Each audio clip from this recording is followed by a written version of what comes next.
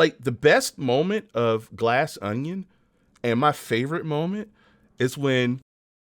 Well, you know what? Maybe I should. I didn't read the plot, so let me just. No, tell me the moment. Don't fucking do that. No, I'll tell me the moment and then read the plot anticipation. afterwards. No, I'll read you the can plot. fucking re-edit it later. No, God no. damn it. I'm gonna do it now.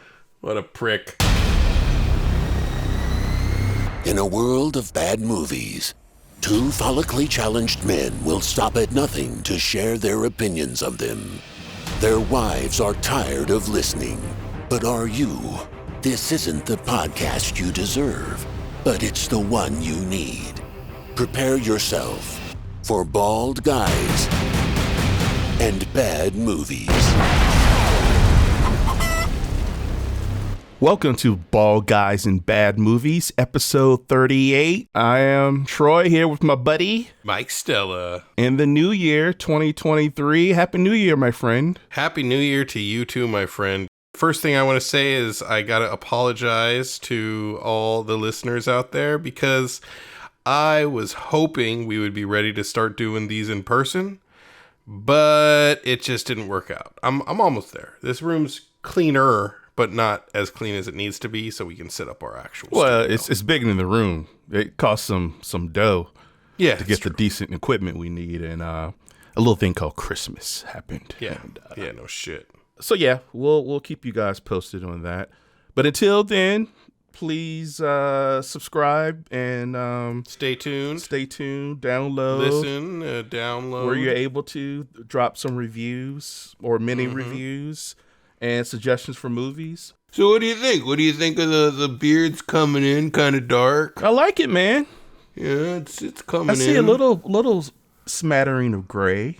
I see a decent smattering. Unless that's powdered donut. I see. No, that's the only reason it's a little smattering of gray to you is because this camera sucks balls, so you can't see the real. Oh, there's a lot more. Yeah, exactly. Does Drea like it? I don't have that much light. Did she like it? She hasn't commented on it. She don't give a shit either way. She don't give a shit either way, I don't think. Yeah. She don't hate it. So I like the way it looks.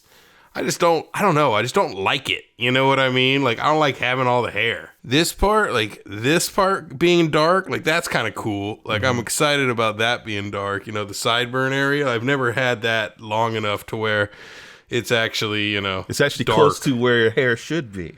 Yeah, right.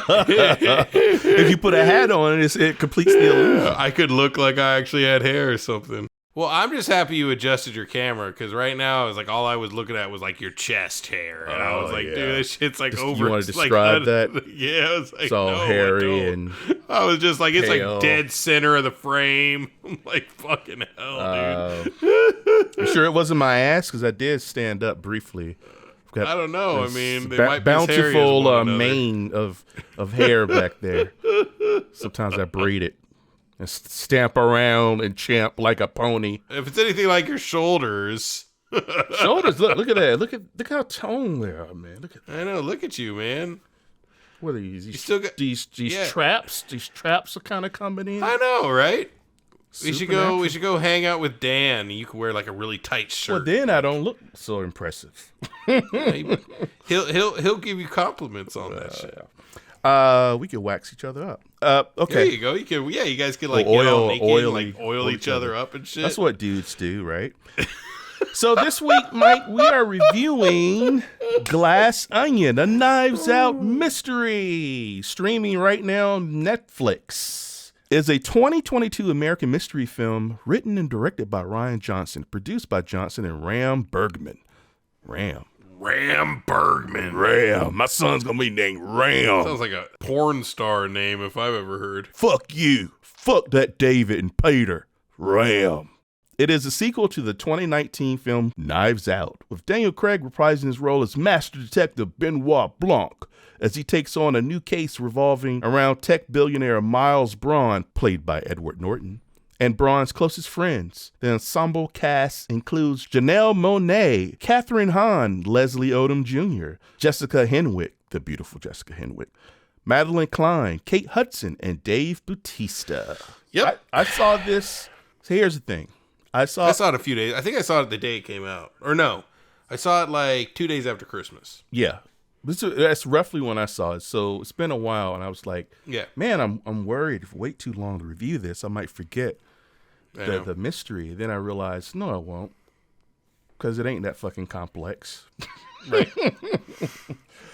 Not to show my hand. Did you like this movie, Mike? Would you recommend it? I mean, I thought it was fun. I mean, I didn't love it, but I enjoyed it. I thought it was fine. Like I thought it was definitely. I would definitely recommend watching it if you're into a little bit of a murder mystery. It wasn't nearly as good as the first one. No way. But no way at all. But I definitely thought it was fun, and I liked it. Yeah.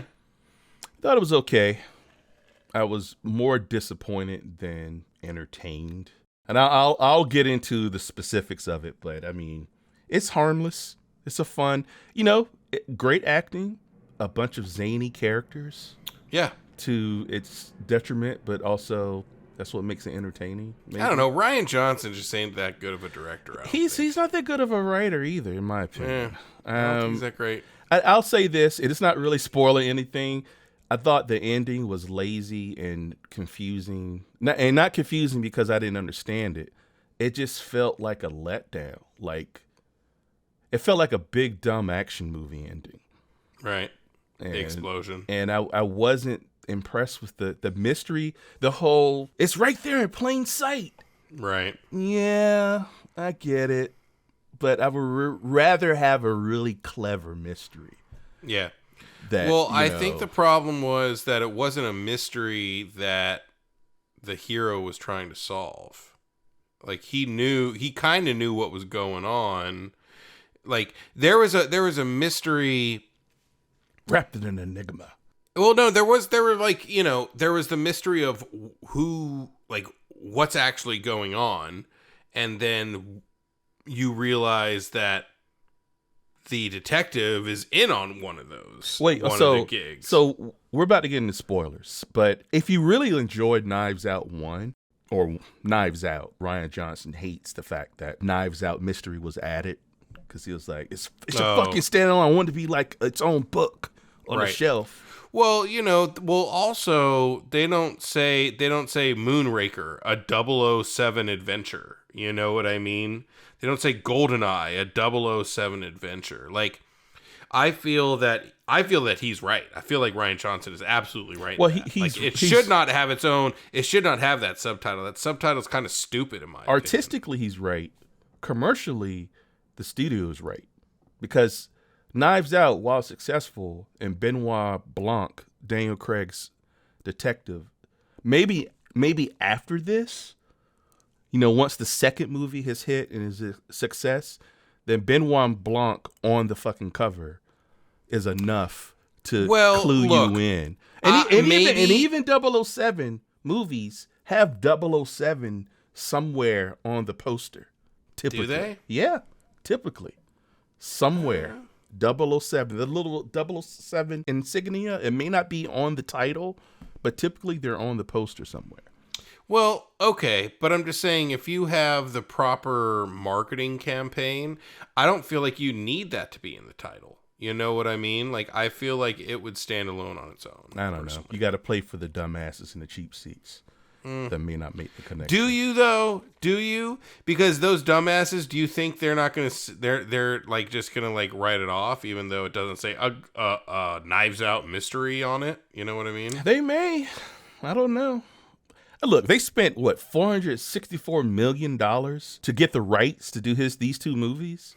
Oh, really? Yes, that's his payday. So holy shit, they want to make fucking sure that people know what the fuck it is.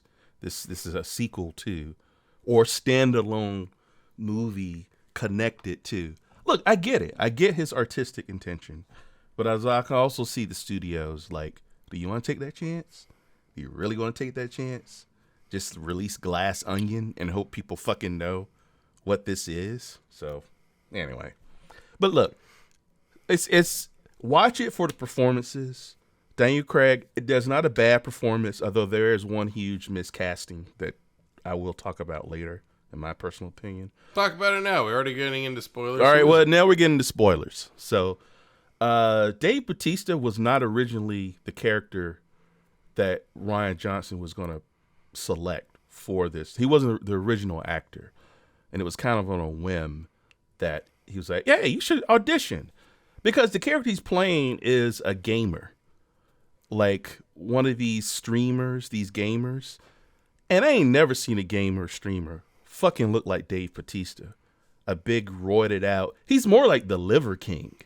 Yeah. That guy, like, I would have rather he just made a slight shift in what he was and make him like this hyper testosterone macho man influencer as opposed to a nerdy gamer living with his mom slapping him around. Like, but you know, I mean, I think you're right. It wasn't like a huge deal breaker, but it did throw me. Well, you could have made him an influencer, but make him an influencer for fucking steroids. That would have been fucking funny. You know, how funny would that be? Like the one guy who's like open about his steroid use. He's like, yeah, I use these fucking roids. They're the best. Let's go fucking pump, man. And his character behaved like one of those people. Exactly. He didn't behave like a pale, a guy who plays video games all day. He behaved like, popping his pecs and then just go with that. You could have had so much more comedy if you leaned into it. What's the SNL guy who's fucked every super hot chick under the sun? Pete Davidson. Yeah, dude, how good would he would have been in that fucking role, dude? He would have fucking killed it, dude. Yeah, he'd have killed it. Now you're talking. Yeah, right. And Pete Davidson in that role as a gamer would have brought so much more flavor, probably improvisation on set. Absolutely. But he was the only like flaw, and he didn't give a bad performance. It was just I didn't really like what's his face? What's the fucking Edward Norton? Edward Norton. I didn't like him. I did not like him in this character for some reason. I thought he was just boring to me. Really? I didn't like him. Yeah, I didn't like him at all. Was it the character or just Edward Norton? I think himself? It was a mix between it because I like Edward Norton. Yeah. But I just didn't think but I also haven't seen him in anything in like a decade. Right, you know what I mean? Yeah. But at the same time, like I don't know if it was him or I didn't like a mixture of him and the character together. I don't know.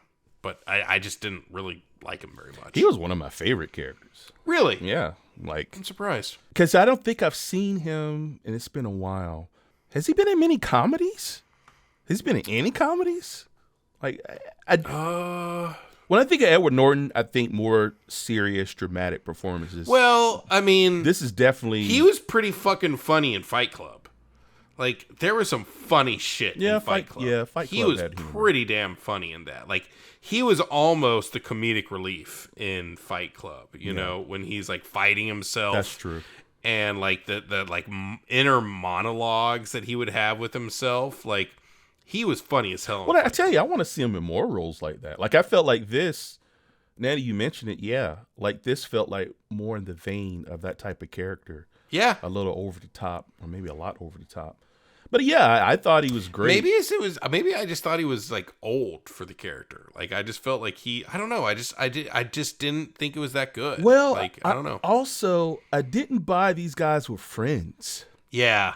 I did not. It made no fucking sense. I didn't see how in any walk of life they would be friends. Absolutely. And my problem with the whole situation is that if you're trying to show all these people from all these different walks of life are friends, that is something that they should have introduced first.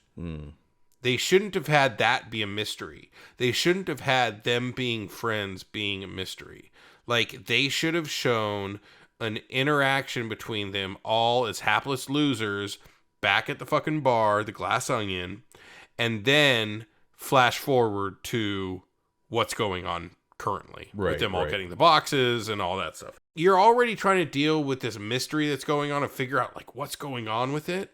Like, there's no reason we should be also wondering the mystery of why the fuck are all these people even know each other. It makes no sense, you know? Yeah. I thought it would have been much better and much more structurally sound to do it that way. Benoit Blanc as a character. I like the idea of him. Let's go back to the Knives Out, which I really, really enjoyed, except for... It was great. I do, and it's been a while since I've seen it, but I thought the reveal of Chris Chris Evans being the bad guy was the obvious choice. And I was hoping for something a bit more clever. Mm-hmm. And that was my criticism there, which is kind of relevant to my criticism here.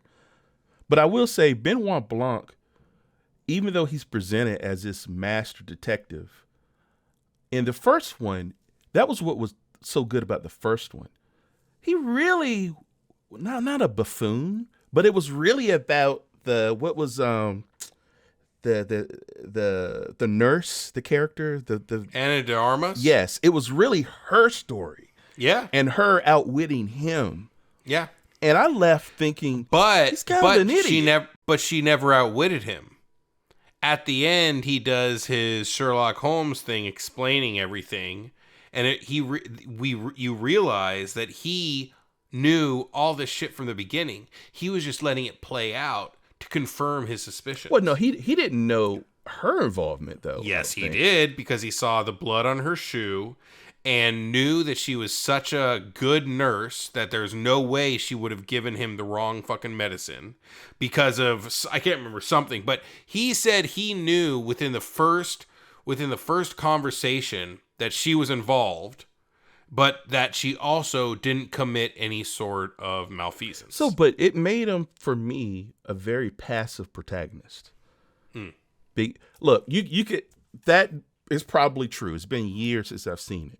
I just remember walking away thinking, well, world's greatest detective, I suppose. But that's like, hey, he figured that out in the first 10 minutes of meeting her. He just let it play out. That means you're not doing anything. You're not aggressively pursuing and, like a normal detective story. And I felt the same way about this one. Right. Janelle Monáe is like that character from the first one. Knives Out. The nurse character. Right. He even says, wow, you're really good at this. Like, yeah, she's fucking spying on everyone. She's getting all the information. So the whole thing is set up. Edward Norton sends out these boxes, which is like, there are very good moments. This is a well-made film, right? And the money's on the screen, right? It just feels big and, epic. Yeah. Even though it's it's about a small group of people on an island. They're invited to this island by Edward Norton because he wants them to solve a murder mystery, his murder. Yeah. But it's not a real murder. It's just he wants to have Blanc solves in like 5 minutes before it ever starts. That's my favorite part. First Benoit's like, well, you mentioned a prize. What kind of prize are we getting?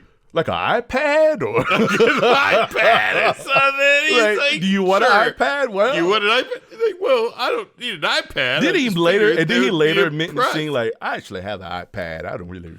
But but I love when he was like, here's a goddamn iPad. He like throws it to him. But see that moment, even though it's played as a laugh, he completely solves in like was it 2 minutes or less than a minute? He solved it before it started. Before it even started, he was like, oh, this, that, and she's wearing that, and the magazine, and then the brooch on your neck. Yep. And then the arrow just kind of flies. It's like spurting blood onto the table, fake blood onto the table. And that is, I wanted more, but spread out, more of that clever mind, seeing it at work. I get it, he's so clever that it's going on in his brain. But Janelle Monáe was doing most of the fucking legwork. Yeah. Just like the character in the first movie. Well, but I think that's kind of the trope for these these series. Bullshit, dude. I'm a huge mystery fan. And No. But I'm saying for these particular, for the Glass Onion, Knives Out series, like, I think this is one of the things they're trying to get at, is that while he can solve this, and he's going to solve it, the legwork, the actual interaction with the clues is going to be done by a third party for whatever reason. I don't know if it's the right way to do it, but I think that is a kind of the calling card of what will become the calling card. There's only 2 of them so far, but what will be the DNA of these movies. Yeah. And you said they're books or something? No, he said he wanted to be like a book. Oh, Like if okay. it was Agatha Christie, it wouldn't be Murder Orient Express, a 10 Little Indians mystery. But I thought you just said they spent $460 million on the rights to the To his screenplays. to Ryan Johnson's Yes. screen. Oh, To okay. procure the rights for his next 2 films. That's what they divvied up. Oh, after these, got it. No. After the first Knives Out, Oh, his, two so and three. this one, Yeah, and they yeah. get one The more third one. Okay. exclusively to Netflix. Did you have a favorite part? I liked the part that you brought up, the when he solves the mystery, like before it even starts. I was cracking up. I was like, of course this motherfucker solves this shit immediately. And like, no, but the look on Edward Norton's face when he when he realizes that he's like, I spent like all week setting this up, and you solved it in 15 minutes. And then Yeah, he here's your fucking iPad. He hired, and I forget the name he dropped. Oh, yeah. but it was like No, a mystery writer, like a real. No, he hired M. Night Shyamalan or something. No, it Like, wasn't Shyamalan. It was, I thought it was. It was a mystery writer. Like I forget her name. It wasn't Shyamalan, no, I could have sworn it was M. Night Shyamalan, dude. because that was funny because she's actually a good writer. Oh, But so the big twist, is that Janelle Monáe, and we don't know why he was invited. Edward Norton doesn't know why he was invited. what? Benoit Benoit Blanc. Yes. Yes. And then you find out in the middle of the movie, Janelle Monáe's character, who is the main antagonist, Who was ousted by him. By they, Edward they Norton. both built the company together, right? It's kind of, I feel like it's a kind of a mix between like Apple and Tesla, like and Amazon. Like that's how it kind of, they never really explain what the company does or anything like that. But it feels like, it literally feels like a mix of those 3 sort of personalities and companies, right? And they built it together, and then she ousts him from the, or he ousts her from the company because he wants to take it a different direction.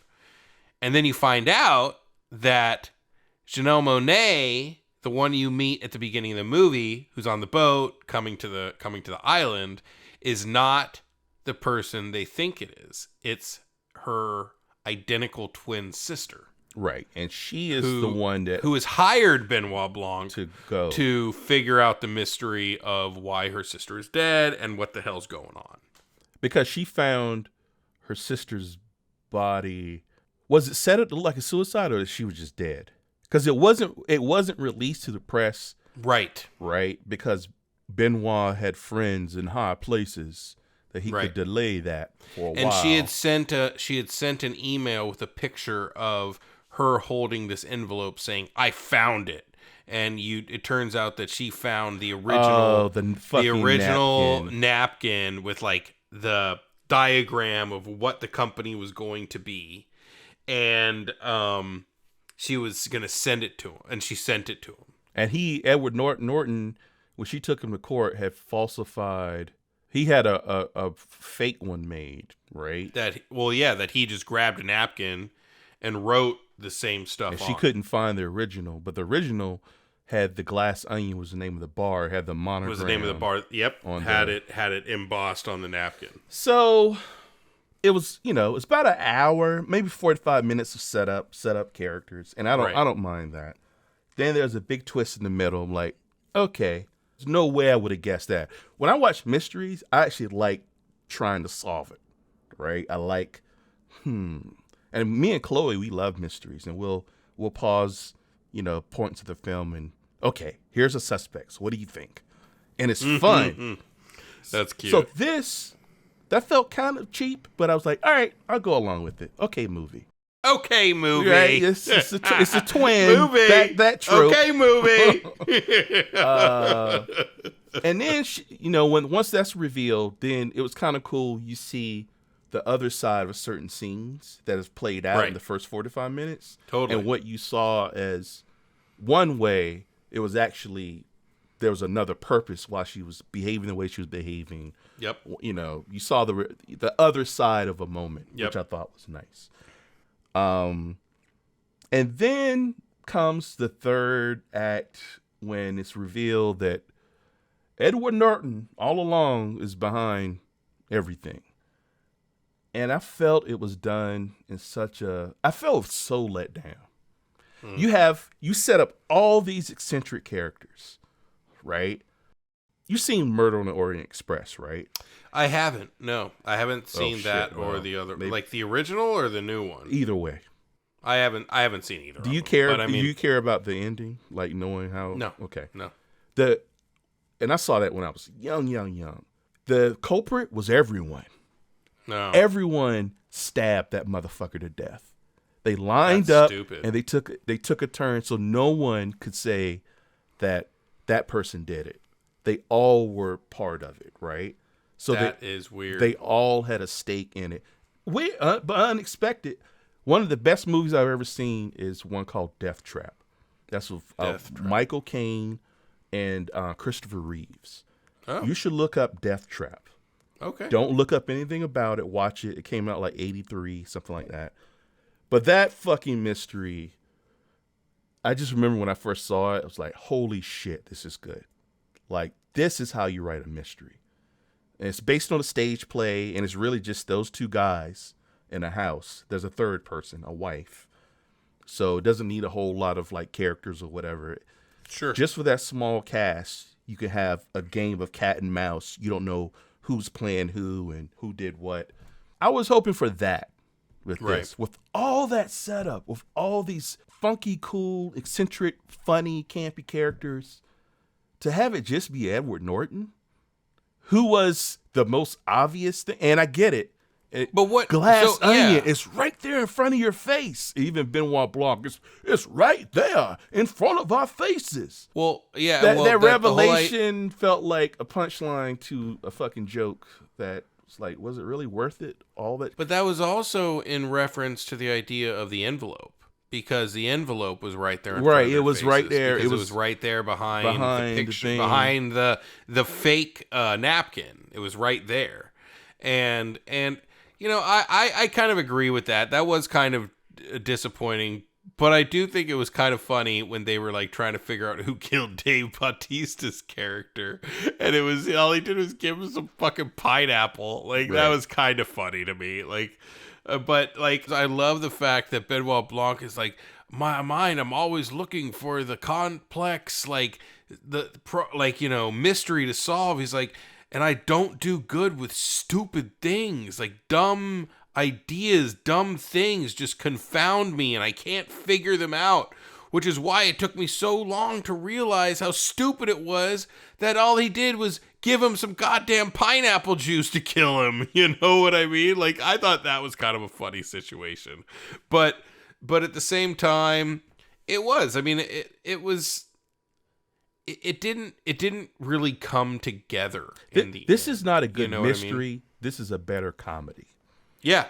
It's almost a parody of mysteries. Yeah, absolutely. Whereas the first Knives Out, even though I said what I said about it, I still enjoyed it. It's the original Casino Royale of comedy of mystery movies. Oh, you mean the original of like Woody Allen? With Peter Sellers making fun of the spy trope. Exactly, making fun of Bond. Which is odd because I like Benoit Blanc. Yeah, and I really want to see him go to work. I really want to see. I was hoping this. And even in the trailer, it's deceptive because the trailer has a great moment. Again, Rian Johnson is great behind the camera when the camera pans after Janelle Monáe is killed. Yep. And he's crying. Like, I was thinking, holy shit. Like, any one of these motherfuckers may have killed someone. This is me just looking at the trailer. Like, now we're going to see Benoit Blanc in action. And what really happened is she was faking death. Because, oh my God, what stopped the bullet? What was it in her fucking pocket? It was what was it? Oh, I forgot. How about this? How many fucking times have we seen that trope? Yeah. Something in the breast pocket stops the fucking bullet. I felt like Rian Johnson didn't give a shit about the mystery. He really wanted to write, and he did. He wrote a comedy. This is a comedy. Well, ultimately, Knives Out was a comedy too, but they didn't kill the mystery to make you laugh. Yes. What do they always say? to make and maybe a good comedic mystery is the same as a satire, right? Yeah. To make a good satire, what do you have to do? It has to be good. The movie has to be good without it being satire. It can't be just satire. It has to be a good movie within the genre that you're satirizing, or what's the fucking word for that? What's the verb for creating a satire of something? Satirizing. What I'm saying is, like, the reason for Young Frankenstein is phenomenal and Spaceballs is okay is because Young Frankenstein is a great old school monster movie, and Spaceballs is an okay sci-fi movie. So the satire of it's going to be okay, But it's a comedy first more than a sci-fi movie. exactly. Whereas, Young Frankenstein, you take all the jokes out, it works perfectly fine as a Frankenstein movie. Well, I don't know if this is the greatest example, but it's one of my favorite films. It's Clue. Clue is I a gotta comedy. see it again. It's a comedy first. Yeah, You ain't going in there for the mystery. It is completely for the comedy, right? really.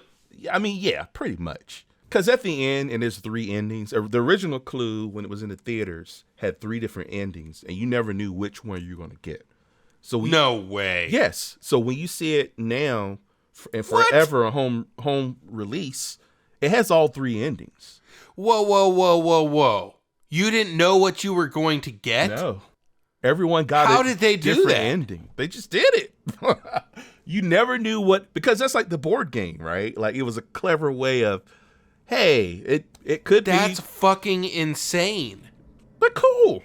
That's kind of cool though, right? That is fucking mind-blowing. But I will say the first 2 endings kind of sucked ass because the best ending was the one where Wadsworth was Mr. Body.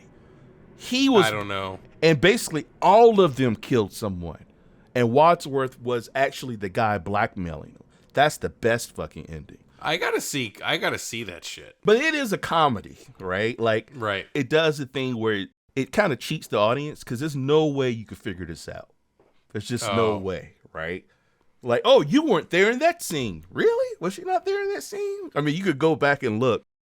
But, so would you say Glass Onion, based on your analysis, is this a comedy first and Yes. mystery second? I would say so. Because what's mystifying me is the reaction.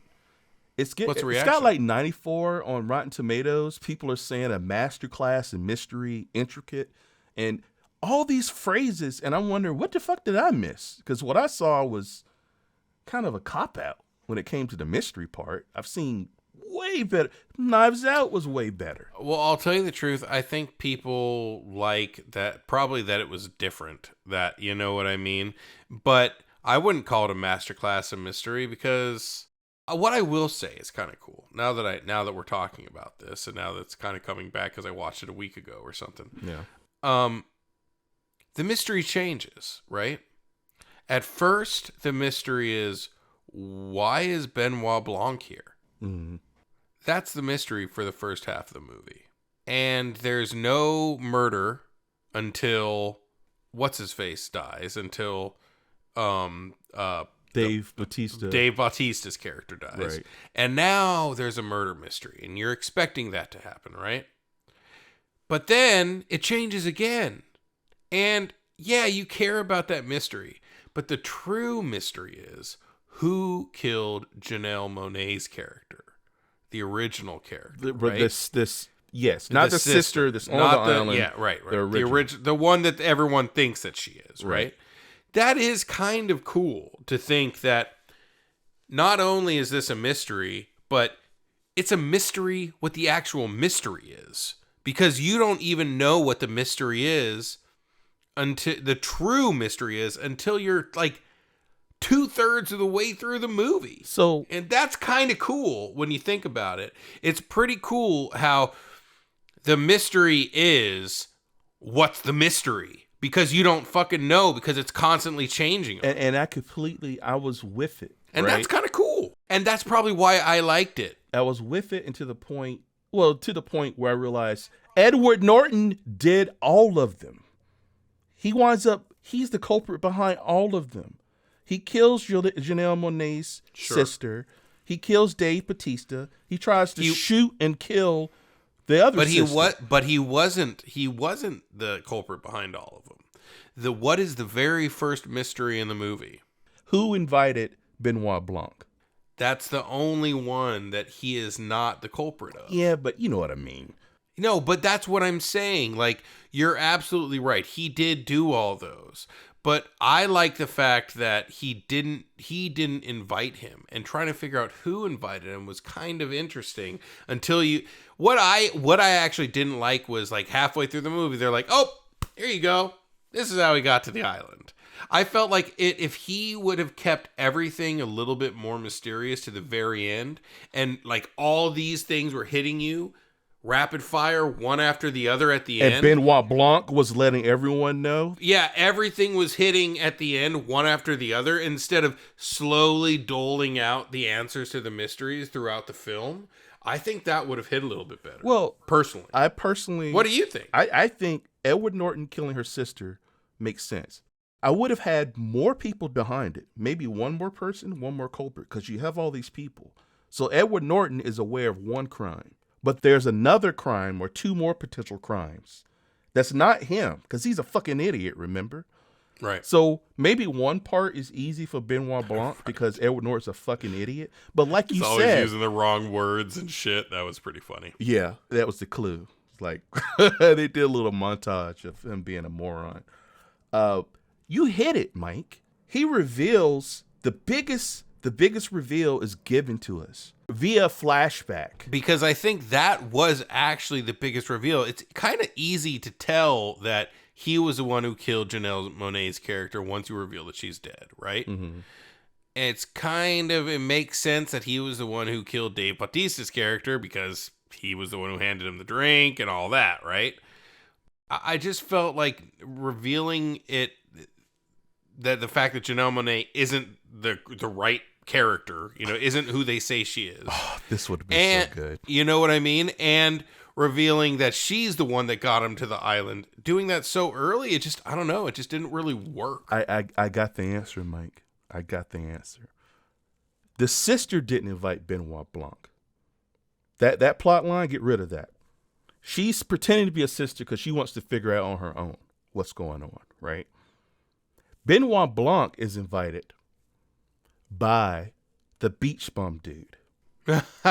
Because he was pointless. He wants the prize. He says, "I'll share the prize with you. You come to this island and we can share the prize." Because that would have been such a great, cool fluke. Because Benoit, we show that Benoit is a sucker for a prize. He's like, "Yeah, come on, man. You come to this island, this rich fucking guy, and he's bored. It's COVID. He's like, sure, I'll come along." But not only that, the beach bum dude was pointless. He was absolutely pointless. Yes, and it gives him and what at the end you realize he is the main catalyst. He's the reason why everything's solved, and he does it for a completely mundane fucking reason. Yeah, he's Nev Campbell from Wild Things, because he wants. If Benoit solves it, they get to split the prize.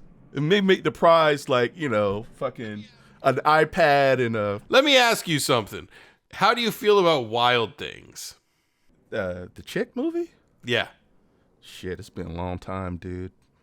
I remember, weren't they shirtless in it? Well, yeah. Did they make out in it? It was Nev Campbell. Yeah, and, it's Nev Campbell and one? Charlie Sheen's ex-wife. Yeah. What's her name? She played a rocket scientist in a Bond movie. Yes, she did. That was fucking priceless. But Nev Campbell played a rocket scientist in Wild Things. You go through this entire movie like thinking one person like that. You should rewatch Wild Things, because that's Wild Things' sexiness did a disservice to the mystery of the movie. If you like mysteries, you should see Wild Things, because I feel like it's a really good mystery. At the very end, when they reveal it, I was like, I never would have seen that coming. I'll rewatch it because I don't remember. I'm pretty certain I saw it because it was hot girls making out. Yeah, exactly. There's no fucking way I didn't. Wasn't Ryan Phillippe in that shit too? Or am I thinking of another thing? Cruel Intentions. it was Kevin Bacon and what's the dude? Matt Dillon? Matt Dillon. Okay. Matt Dillon. He played like a detective or yes. cop. Matt Dillon plays a coach, a high school coach, and Kevin Bacon plays a detective. Got it. And the girls accuse Matt Dillon of like sexually molesting them. Kevin Bacon would have been good in the Edward Norton role. Now that we're talking about it. He would have been. I think he would have been really good actually in the role. Yeah, but I felt like the mileage you get from it's right there in front of you. It's not as you didn't get enough out of it. Doesn't have enough shelf value as Benoit in the final 20 minutes, like any great detective movie, just dissecting everything. Boom, boom, boom, boom, boom, boom. It was like, and you did it. And then you have some flashbacks and the sister. Is this really the real sister? I mean, right. There could have been so much more. And he wouldn't have to change the story much. No. And again, it's like with Knives Out, and maybe like you said, it is the trope. I guess the third one might be the same way. You knew what happened in Knives Out, except for one little part, right? Like the Chris Evans part. I can't even remember how he played into it. But you knew how the guy died. So the fun, it was subverting the trope of the murder mystery. The fun was really Anna's character trying to outsmart this detective who came across as kind of a boob. And she was smoking fucking And hot. she was beautiful. And yes, he was playing a long game. And he knew the whole while. Okay, great. I'll buy it. He still came away as the less interesting character of that movie. Right. But I thought that's by design. And I thought that was really fucking clever. Right? That it's really her movie. Yeah. But to do it again, you know, and you give us a little taste of Benoit being a badass. Yeah. He solved that stupid fucking dinner party murder so quickly. Yeah. I want to see him in a real good mystery. What about the excitement in his voice when he's explaining it to everyone? Yeah. Like he's just like He's so giddy. happy he's giddy, dude.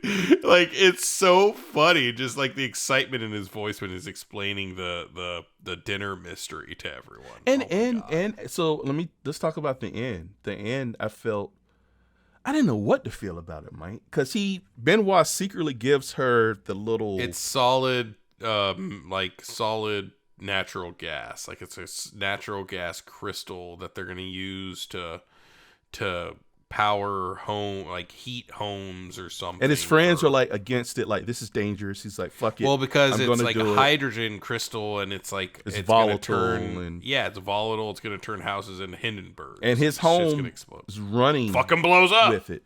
So Yeah. Benoit, after the mystery solved, but they don't have proof because Edward Norton conveniently burns the fucking napkin, and there's no proof that he, the napkin that had the actual design, Right. they claimed didn't exist. He burns it, and that's the only leverage she had over him. She goes to Benoit, and what does he say? He says something like, "Whoa." He says something along the lines of, this is where he's like, after he burns it, he's just looks devastated. He's like, this is where my jurisdiction ends. Like, all I can do is collect the information, collect the data, collect the evidence, and present it to the police department and the courts. He's like, I'm not someone who's going to go to the ends of the earth making sure that someone is prosecuted or like justice is served. Like, all I do is find the evidence for someone else to serve justice.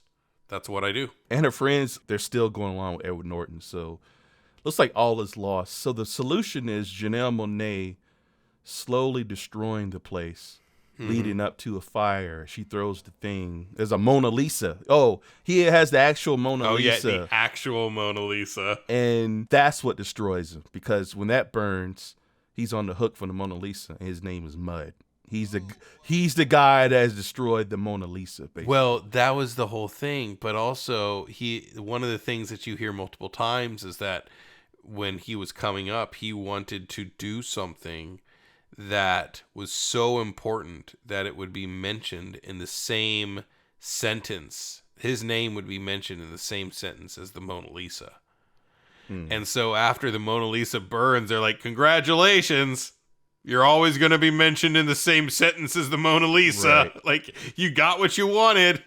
And that's a good ending for Janelle Monáe's character. And then all the Right. friends are like, well, yeah, I saw this. They're like, oh, Yeah. my memory's coming back, and I know this. Right. And so they're all going to turn against him. Piss weak ending for a Benoit Blanc, Yeah. in my opinion. Yeah. Like, it just, became kind of, not even a dumb action movie. It just felt so disjointed. Like, Yeah. there was no a mystery should have it should feel like the mental equivalent of a mushroom cloud. You know what I mean? Yeah. Don't actually give me destruction. This guy, this greatest detective, has mentally mind fucked us all. Right? Well, that's why I'm saying they should have rapid fired all the revelations at the end. Yeah. You know what I mean? And that way you're still yeah, trying and to let it figure out, linger, like 'cause- who she yeah. really is. Parse it out until Yeah, because I was like halfway through, I'm like, oh, I guess we're learning all this information. That's a little weird. you right. know? So I don't know. and the guy walking around, like you said, served no purpose other than the fact that I It was funny. thought he was going to come into play in a funny way. Yeah, I was really hoping that. Like, actually, when Dave Bautista died, I thought, like, oh, is it going to be this guy who killed him for whatever reason? You know what I mean? But I was like, no, okay, well, is this guy going to come into play at all? And he didn't. It was stupid. Like, I was even like, is this someone Benoit had come to the island secretly to do something? Or, like, I was giving the script more credit. Right. No way it could be this simple. And that's what it is. It's like the punchline is, haha, glass onions right in front of your face, asshole. Edward Norton did it all. Yeah, but is that fun or good or a good mystery? It's a good comedy. It's a parody of a mystery. So Yeah. if you go into it thinking of it as a parody of a mystery, then you'll probably have way more fun. Absolutely. I'd agree with that. If you're a diehard mystery fan, or you just want a good mystery, this is not a good mystery. Well, what would you rate it? What would I rate it? I would rate Glass Onion. I'd give it 3 COVID bubble baths while Hugh Grant irons my pants out of 5. So I'm so happy you brought that up. So are they suggesting that Benoit Blanc Oh, they're not suggesting. and He's gay. Okay, so him and Hugh Grant Yeah. are a couple. They are a That couple. is phenomenal. Now how awesome if they do a future mystery with Hugh Grant involved. Yeah. It's like his sidekick. All right, rate it. No, rate it but before my okay. tape runs out. Okay. Go. Sorry. Fuck. Go. Stop yelling at me, Troy. I will rate it 3 Dave Bautista peck pops out of 5.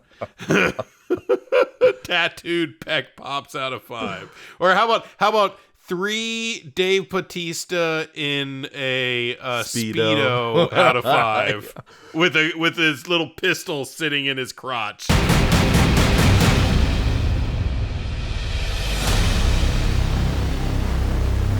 Have you noticed how the internet's in Glass Onion, they're obsessed with Dave Bautista's fucking head? No. The wrinkly the head of his? wrinkle, the rivets. This looks like the River Nile on a dry day. Yeah, that dude's head is fucking weird. Could you imagine trying to shave a head like dude, because I shave my head every few days, right? I couldn't imagine if my head was that wrinkled. Like, Dude, how annoying is that? That was my biggest when I first time went full bald. I'm like, okay, I don't feel any bumps, but I'm still like, okay, I hope my head looks fucking normal, dude. I do have a little pack of hot dogs back here though. When I fold my head a certain way, when I see it from behind.